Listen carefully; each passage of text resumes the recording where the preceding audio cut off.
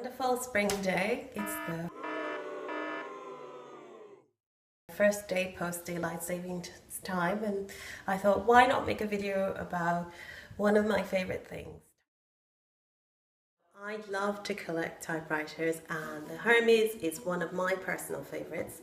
I love using it to do letters to pen pals, thank you notes to customers, grocery lists. My daughter also enjoys typing on it because it's such a buttery, easy to use machine once you get the hang of it.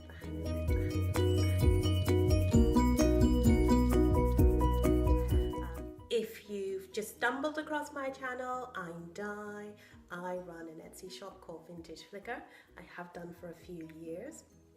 I travel often to London, which is where I lived for many years. I'm making this video really because it's one of my passions, typewriters. So if you'd like to see more content, just do go ahead and hit that subscribe button.